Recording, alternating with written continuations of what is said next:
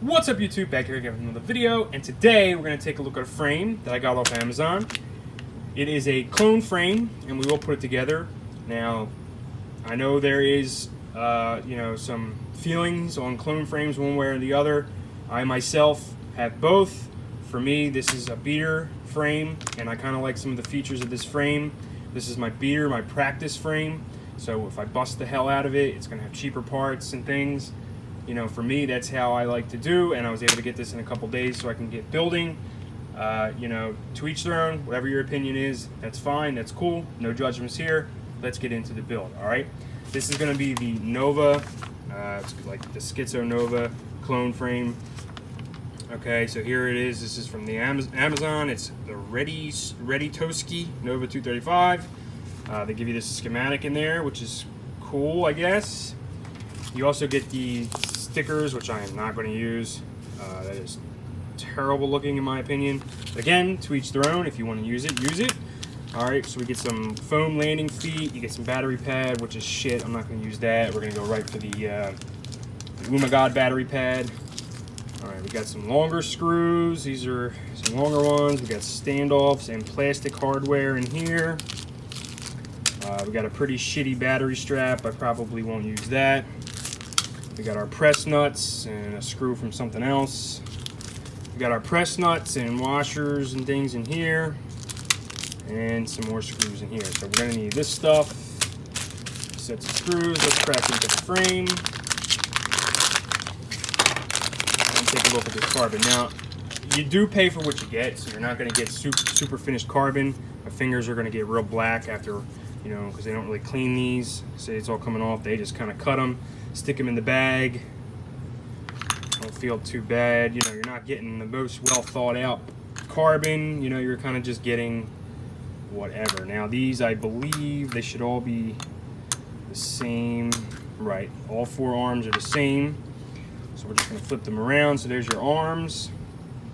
This is probably your bottom plate section. I believe this is the top plate, the bottom plate, your camera plates, and your GoPro plate.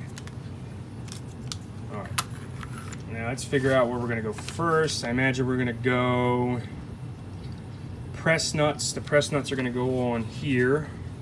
So you got 1, 2, 3. So these here are all getting press nuts.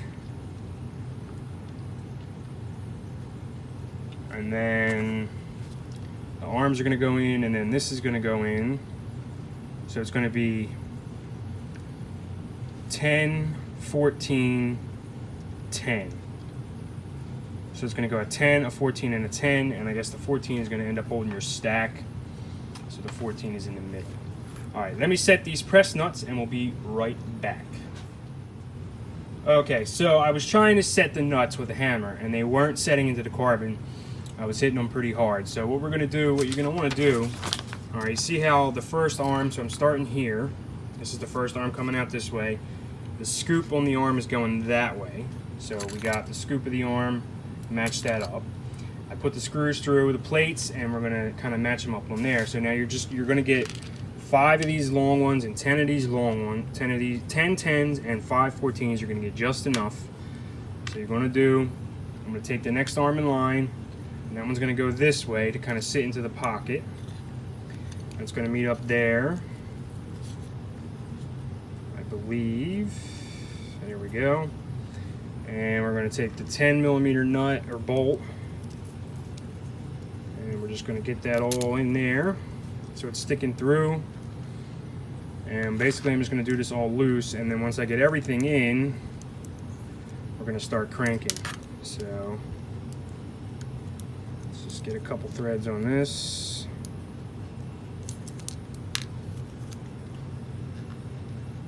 This stuff can be fiddly for sure, especially with these cheaper frames that aren't as finished. Alright, so we got that. So 10, then 14 in the middle. So we got the longer one there.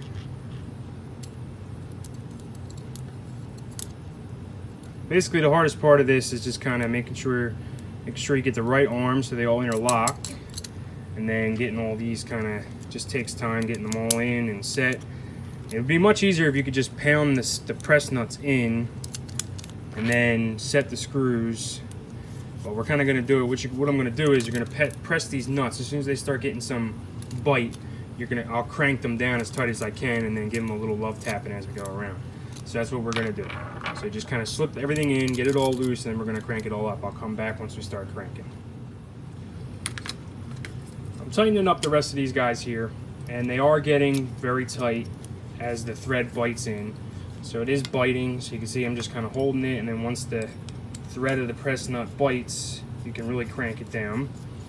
And these 4 longer screws in the middle are going to end up holding your flight stack, which is okay in this regard, because I think there's enough with these 2, there's enough screw there to kind of hold on to it. So I can tell you that it's very sturdy. I mean, you got the nice interlocking there. So like I said, at least for the clone frame, this one's not so bad, and you do get a couple extras. I got 3 extra press nuts and an extra screw of each size. So I think we're done with that. Now the next thing we're going to do is we're going to get into the standoffs. And they do give you these little plastic jobs that will go on here to hold your flight stack, but I like to save that stuff for later to kind of see once we start building, you know, to lay it out as you need depending on, you know, what you're going to want. Now the way this is kind of put together, it kind of limits you down from certain things, but you can put a double female on there and change it around if you need to.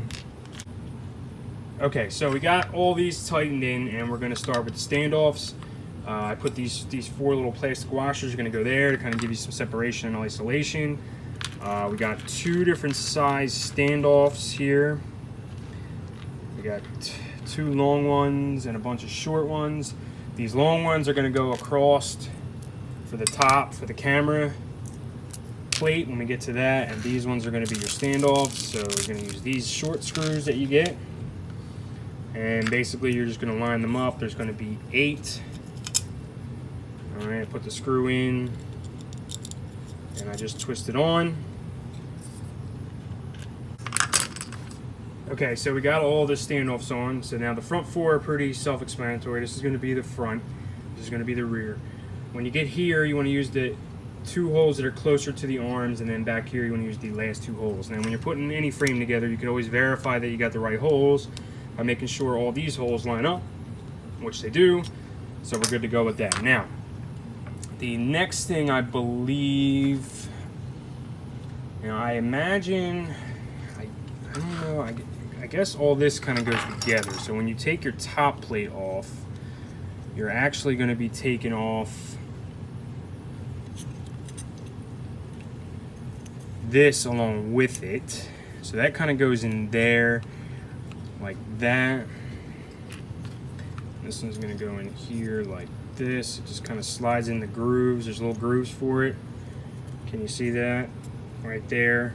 And then I believe the standoffs are going to hold it. So let's see what we got here. Let's see if we can get this. We'll just do this one. Okay, so this top camera piece is pretty fiddly. Get the standoffs on one side, get it in here, and then get this other piece slipped in, and then get your screws in here. Once you get this thing screwed up, it's a little loose here, but it won't come back out, so it's stuck in there. Actually, you know what? I forgot to put this plate in here. So this plate has to go in here. All right, pause that a second. Let me get the plate in and we'll move on. All right, like I said, once you get this tight, it won't come out of here. It won't flop around. It's going to be fiddly and a little bit of a pain in the rear end. So once you get to this part, you are pretty much finished. The bottom camera plate's just going to slot in to here. Just kind of stretch that around a little bit. Move that around to the right spot. And we are sitting pretty good. And then the rest of the screws are going to go in. And then you're just going to put the last 8 screws right in here. Okay, so we have the frame done. Now, we'll weigh it, but here's what we got. Now, I don't have the foam on here, or the foam feet, right? So you get the foam feeties. I don't use them. I'm going to use like motor bump sliders here. But you do get these, and you get the pad for the GoPro and then the pad for the battery. But again, this is just foam. It'll work if you don't have anything, but I like the Umagat stuff, so we'll add that on, but that'll just be a few grams later. So we have 124.9 grams, so add another couple grams. So let's say 126, 127 gram frame.